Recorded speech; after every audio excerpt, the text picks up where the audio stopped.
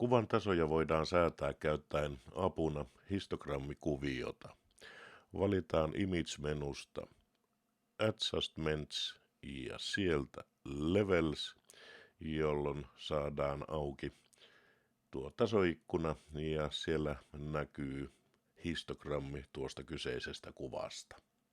Kun tarkastellaan tämän kuvan histogrammia, nähdään, että siellä ei tummia pikseleitä ole juuri lainkaan, eikä vaaleita, vaan ne keskittyvät aika paljon tuohon keskisävyihin, niin tavallaan tuota skaalaa voidaan laajentaa niin, että mennään tuonne vasemmalle. Histogrammin vasemmassa alanurkassa on pieni musta kolmio, ja kun sitä vedetään oikealle, saadaan tummennettua noita tummia pikseleitä lisää, ja vastaavasti tuolta vaaleasta päästä voidaan hiukan siirtää vasemmalle.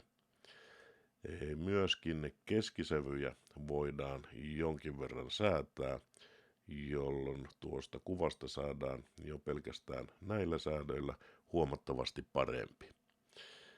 Ja sen jälkeen klikataan OK.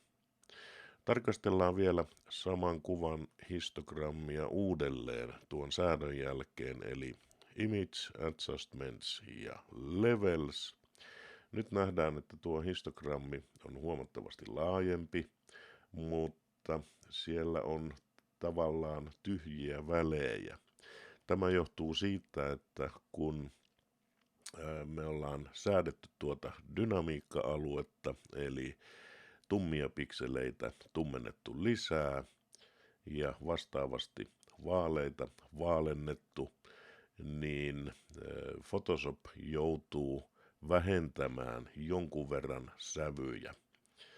Ja nuo valkoiset tyhjät välit tuossa histogrammissa on merkkinä noiden sävyjen vähentämisestä.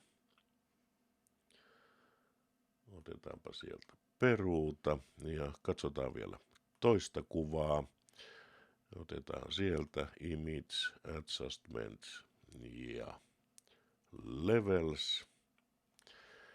Tässä kuvassa tummia pikseleitä ei ole kovinkaan paljoa, mutta ne ovat jo hyvin tummia, joten tuota tummaa säätöä säädetään vain aavistuksen verran.